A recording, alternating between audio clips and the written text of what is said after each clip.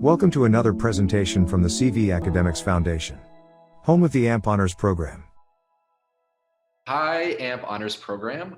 It is a true pleasure for me to be here with Kristie Minnickel as we talk about her role as a senior living consultant for the Three Pillars Senior Living community. We are very fortunate to have Kristie's time right before she retires. So please help me send some good regards, throw a comment, throw a like. As Bryce said, my name is Kristie Minnickel, and I have been in the role of a senior living consultant for a little less than 10 years. And it is the first time that I had really ventured into this area of healthcare. One of the things you might wonder is, what does a senior living consultant do? I'm very blessed to have had the opportunity to work on a continuum of care, and that is a campus that offers both independent living, assisted living, memory care, rehab, skilled nursing, all the components that you would have for aging in place. And many times it's individuals, more often it's families coming to determine just what kind of care and where their loved ones would be best suited. So it's a role that is sort of a consultant. It is also being a guide, sort of an assistant, someone who can allay the fears that people have. Moving is not easy, and it's difficult in most circumstances, but as we age, or perhaps we've lost a partner, eh, that might precipitate the move, that makes it all the more difficult. So that's kind of what the role is. There's different titles. In some organizations, it's called admissions, and there are people that will help folks coming in determine where they would be best suited and what kind of services that they may need for their health care. Yeah. And so as I understand you, and as you described, you wear so many different hats, um, Yes. which is on one part amazing, and I'm sure one part a little bit daunting as well. How, kind of, what is your background in terms of academia, as well as I understand, you also have a background in kind of fundraising and some foundation work, which I'm sure is important in terms of running long-term care facilities and facilitating a community. Could you speak to some of your academic and previous work experience prior to, and how it Sure. kind of informed your role currently? One of the things that I was not aware of is that a role like this even existed. Um, I didn't know that there were people that could help facilitate elders and those with disabilities who needed care. You know, we've all seen the commercial, "I've fallen and I can't get up." Well, that was about my knowledge of those of us who are fortunate enough to live a really long and good life. So my background, I really spent almost, can I say this, 30 years, a long time, being a fundraiser for major nonprofits. Everything from the American Red Cross to the Milwaukee Symphony. So the skills that I found, that I may have had, were in many cases being soft skills. I'm not bad at math, but as far as the things that were really going to help, if you're meeting someone who is interested and has a propensity to give, and you approach them, and whether you're asking for $100, 10,000, 100,000, or a million, which I've done, it is the relationships that you build. Certainly, donors want to feel trusted, and they trust the person that is sitting across from them. Yes, they love the cause and the organization, but I think we all know there are many, many good causes and many organizations that overlap and do some of the same things. So I felt that I was good at connecting with people, hopefully showing them that there really was a sincere desire to match what made them feel good with the mission of the organization that I was representing. Yeah, I think to highlight a lot of the experiences you're sharing is the importance of community and connection, not only around patient-centered care, much like you and your residents have on a day-to-day basis, but also that ability to make connections across different disciplines. Just to throw in a little bit from my perspective, in public health is so broad, and certainly touches on so many different facets of life, from pre-birth to right before death, and intersects with healthcare and finances. And so I appreciate your perspective on just the transfer of soft skills, in addition to some of the more academic or more medical focused things that come alongside our career, such as being, a physician or a PA or a nurse, or a facilitator, much like yourself as a senior consultant, that the importance of those soft skills to really transcend just that academic and medical knowledge into real relationships. Because I feel like that's where your quality comes from. Um, and Absolutely. And building on that, Bryce, I think that everyone has experienced times, whether it's been with a clerk or a physician or a nurse or someone in the medical field or even during checkups. And there there are people that express a real concern. And in this case, whether you are a physician, a PA, a nurse, physical therapist, many times you're dealing initially with a patient. But in all of those roles, you will branch out in most cases and have to deal also with the representative or the family.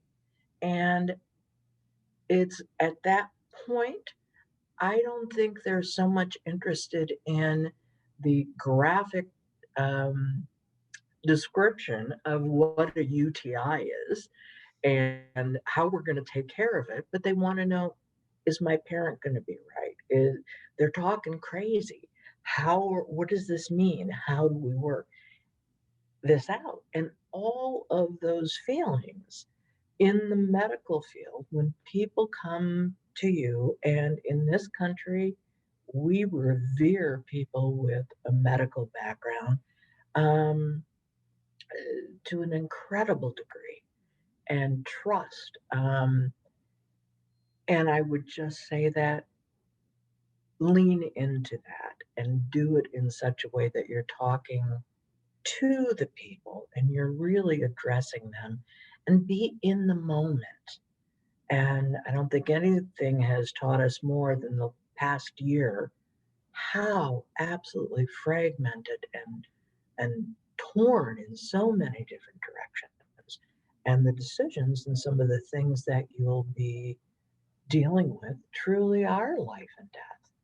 And it's how you're able to connect with people.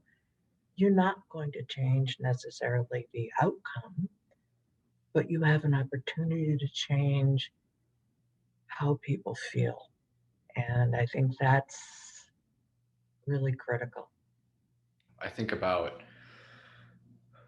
how stratified the United States population is in terms of age, that we do have an aging population. Yes. So the importance of those soft skills as individuals approach and are within that 65 plus retirement age. And yeah, it's just something that I think about, and I encourage all students and practitioners to think about just the upcoming need for a specific subset of our population. Yeah. Yeah. One kind of closing up on some of our thoughts, you touched on sharing those moments with, senior members as some of the most rewarding parts of your career. And so on the flip side, what would you consider to be one of the more challenging pieces of your day-to-day work? I would think many of you are beginning to develop relationships. If you're in the working field or you're doing clinicals or you're getting a toe in, all of those wonderful things that I said and that Bryce and I had talked about earlier are absolutely true. But if you are empathetic and you do care, sort of the flip side of that is that, you know, even having been here 10 years, I would say the majority of people that I met in year one are no longer here, or year three, or year five. As people age and they're in better shape, 90, 95, which when I was starting out in college was unheard of. And now it's not unusual to know people who have had their 100th birthday. So the downside is that you have a front row seat to the aging process, and it does take an awful lot of strength and dignity to go through this process. And that can be very painful if any of you have had relatives or older friends or parents, grandparents who have aged. That's kind of the flip side of getting really close and being part of the family is that other side of what's very natural. And I guess even that has a plus side that I've learned so much just watching these residents and friends now of mine and how they deal with things that would seem overwhelming to many of us. But you lose a spouse, and I see them 2 days later and they're functioning because they have to. But it is rewarding to see, just to watch people that you care about go through that and come out well. Yeah. Yeah. I appreciate that highlight, almost as if just the analogy of two sides of the same coin, very much being a part of Yes. that connection and relationship, and then sharing that loss and transition and seeing resilience in the face of adversity. Just as we begin to wrap up our time, from your perspective, giving your breadth of knowledge and expertise in the field, what perspectives or things would you like to share with the AMP Honors students? Do you have any particular words of advice or something that particularly rang true for you that you had a mentor impart with you? Well, I've been very fortunate that I had a lot of good people that I was fortunate to work with and who took me under their wing and really were very patient with me. Styles may differ. I am one who sort of leans to the light side. And if things are getting really uncomfortable, I'll tell a joke or I try to put a little humor in, or I can sometimes relate to things going back to the 40s if I like that kind of music or genre or movies. But everybody will have a different style. The one thing that that I really learned is those core elements of things that aren't taught or aren't turned off and on. If you really care about someone, there are those who say, "Hey, how are you?" And then there's somebody who stops, really focuses and said, how are you doing today? And I think that the core elements of how you really feel, and if this is something that you want to do, it's going to come naturally, whatever your style is. And I think if you're sincere, people will genuinely appreciate that. Very fitting, not only for long-term care, but kind of, as you alluded to earlier, given this year and the past pandemic, just the need of to really sit down and whether through Zoom, which is certainly different than person to person, but just say, how are you? And I know for me, that typical response is just, yeah, good. Yeah. But to really kind of sit down and share the space and time. And I think, yeah, that times it ties in well to sharing your passion, and everyone has a different style, yet that similar thread throughout. And I would just say thank you for your chosen field. There are so many different opportunities out there now, but I think people that make the choices that you have are really the kind of people that are going to strengthen our community and our bonds among each other. And may not always be the highest paying or the biggest vacations or bonuses or other things, but it's really rewarding to be able to help people. And that's what you've signed up to do. This has been a presentation of the CV Academics Foundation, home of the AMP Honors Program.